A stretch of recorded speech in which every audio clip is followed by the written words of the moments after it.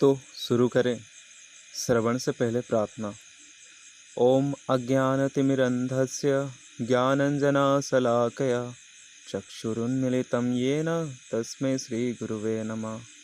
नारायणं नमस्कृत्य नरं चैव नरोत्तमं देवी सरस्वतीं व्यासं ततो जयमुदीरये। सनातन, जिसका ना कोई आरंभ है ना ही कोई अंत। संस्कृति, जीवन जीने का तरीका। सनातन संस्कृति, जीवन जीने का अनादि तरीका।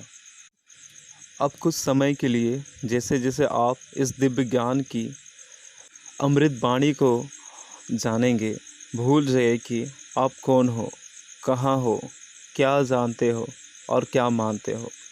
सब कुछ भूल जाइए और एक शांत से कोने में बैठकर इसके बारे में सुनिए, जैसे कि आप आकाश गंगा के बीच में तैर रहे हो और ब्रह्मांड आपसे बातें कर रहा हो। क्योंकि अब आप जो सुनने जा रहे हो वो कोई साधारण सांसारिक ज्ञान नहीं है। हो सकता है आपने इसके बारे में कुछ पढ़ा हो, कुछ सुना हो और शायद औरों को इसके बारे में बताया भी हो, लेकिन आज कुछ समय के लिए सब कुछ भूल जाइए। आज हम इस ज्ञान की ओर इस तरह बढ़ेंगे जैसे एक आदर्श शिष्य आदर्श ज्ञान की प्राप्ति के लिए एक आदर्श शिक्षक की ओर बढ़ता है। अपने आप को संपूर्णतः मूर्ख जानकर जो स्वीकार करता है कि वो कुछ नहीं जानता और अपने मन को एक कोरा कागज़ बनाकर समर्पित कर देता है जिस पर कुछ भी पहले से लिखा हुआ नहीं है। आज हम सिर्फ ज्ञान लेंगे नहीं, परंतु हम उस पर विचार विमर्श भी करेंगे, जो हम कभी नहीं करते। परंतु आज हम फिर से शुरुआत करेंगे। आत्मज्ञान, वो ज्ञान जो सुनने में एकदम सरल लगता है लेकिन समझने पर उतना ही गहरा होता है। इसी ज्ञान के साक्षात्कार से महान ऋषि मुनियों ने बड़ी बड़ी शक्तियाँ, सिद्धियाँ और उच्चतम लोकों को प्राप्त किया है तथा इस ज्ञान से ही उन्होंने जीवन के सर्वोच्च लक्ष्य को भी प्राप्त किया है। एक ज्ञान तब शुरू होता है जब हम भौतिक तत्व और आत्म तत्व के बीच का अंतर समझने लगते हैं। तभी हमें यह स्पष्ट होने लगता है कि हम ये शरीर नहीं हैं, हम आत्मा है। अहम ब्रह्मास्मि, मैं एक शाश्वत आत्मा हूँ। हमारा शरीर एक वाहन की तरह है जिसमें हम जीवात्मा एक वाहन चालक की तरह बैठे हैं। अब ये सुनकर हम ये सोचना शुरू कर देंगे कि अरे हाँ मुझे पता है, हम ये शरीर नहीं हैं, हम आत्मा है, आत्मा शरीर बदलती रहती है, आत्मा शाश्वत है, वगैरह वगैरह। अरे प्रभु, ये सब तो हम जानते हैं, कुछ नया बताओ।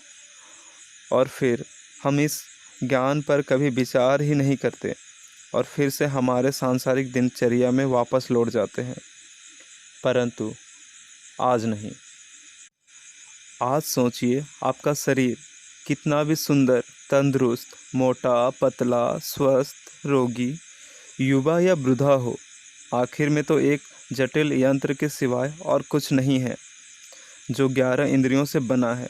5 ज्ञान इंद्रियाँ, 5 कर्म इंद्रियाँ, 1 उभय इंद्रियाँ। 5 इंद्रियों के माध्यम से हमारा शरीर सूचना के रूप में जानकारी प्राप्त करता है। आँखों से दृश्य, कानों से आवाज़, नाक से गंध, जीभ से स्वाद तथा त्वचा से स्पर्श।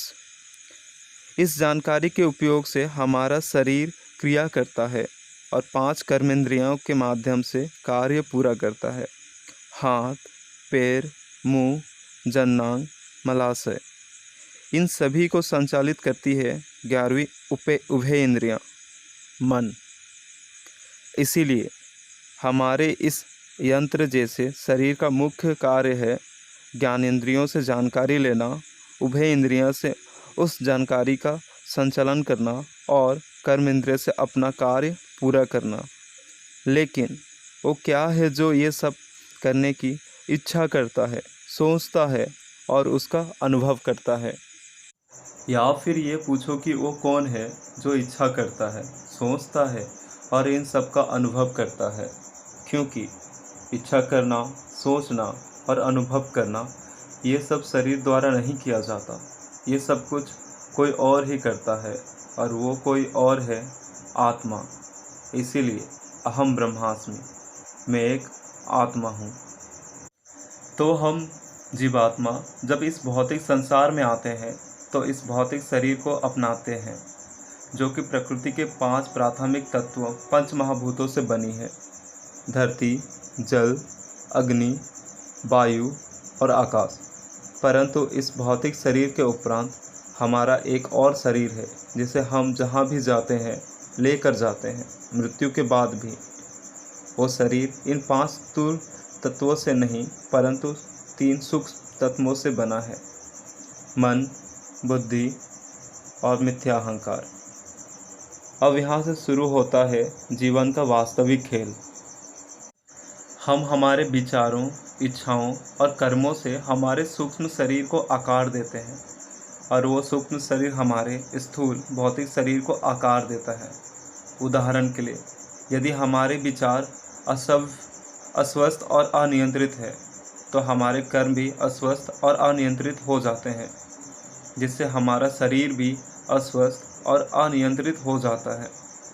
लेकिन यदि हमारे विचार स्वस्थ और नियंत्रित है तब हमारे कर्म भी और स्वस्थ और नियंत्रित होंगे, जिससे हमारा शरीर भी स्वस्थ और नियंत्रित रहता है।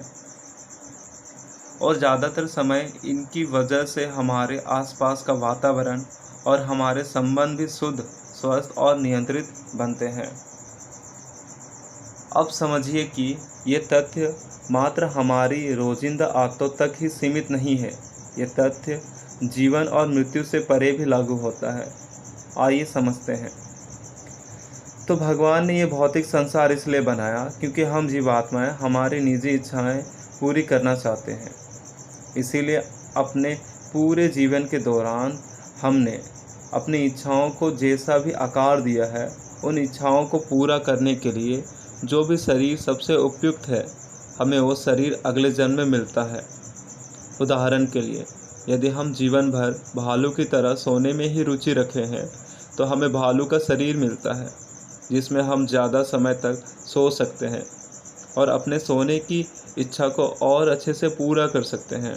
अगर हम भेड़िए की तरह मांस खाने में ही रुचि रखे हैं तो हमें भेड़िया या कुत्ता का शरीर मिलता है, जो मांस खाने की हमारी इच्छा को पूरा करने के लिए ज़्यादा उपयुक्त है। और यदि हम हमारे पूरे जीवन में संभोग और संभोग में ही रुचि रखे हैं तो फिर उसी के अनुसार हमें सूअर या कबूतर का शरीर मिलता है, जहाँ वो जीव प्रतिदिन 50-60 बार संभोग करता है और अपने ऐसे यौन इच्छाओं को पूरा कर सकता है जो इस मानव शरीर में संभव नहीं है। अब ऐसी अलग अलग भौतिक इच्छाओं से बनी हमारी चेतना के स्तर के अनुसार 44 लाख प्रकार की अलग अलग योनियां बनती है और मृत्यु के समय हम उन भौतिक इच्छाओं से बनी चेतना के जिस भी स्तर पर होते हैं उसके अनुसार हमें अपनी उन इच्छाओं को पूरा करने के लिए उपयुक्त शरीर प्राप्त होता है।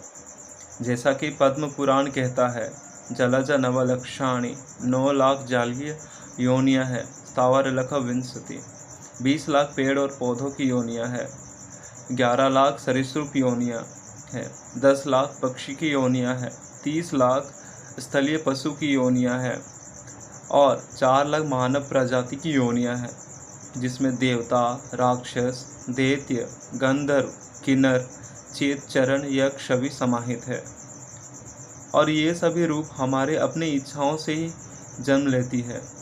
हम जो भी इच्छाएं बनाते हैं, जैसे भी चेतना विकसित करते हैं, उसी से हम अपने शरीर की रचना करके हमारे जन्म और मृत्यु के अनंत यात्रा जारी रखते हैं। अब सोचिए, दिन रात हम हमारे शरीर को आराम प्रदान करने और सजाने हेतु निरंतर प्रयास कर रहे हैं, लेकिन वास्तव में महत्व तो मात्र हमारी चेतना ही रखती है। इसीलिए साधु व तपस्वी लोग केवल ज़रूरत हो उतना ही शरीर पर ध्यान देते हैं, जिससे बस उनका शरीर स्वस्थ और स्वच्छ रहे तथा और सारा ध्यान वे उनकी चेतना के विकास में लगाते हैं, क्योंकि आखिर में वही तय करेगा कि हमारा अगला जन्म किसी कीड़े, पशु, पक्षी, वृक्ष का, मानव का या फिर किसी उच्च लोक में देवता का मिलेगा। या फिर हमारे पास एक और विकल्प है।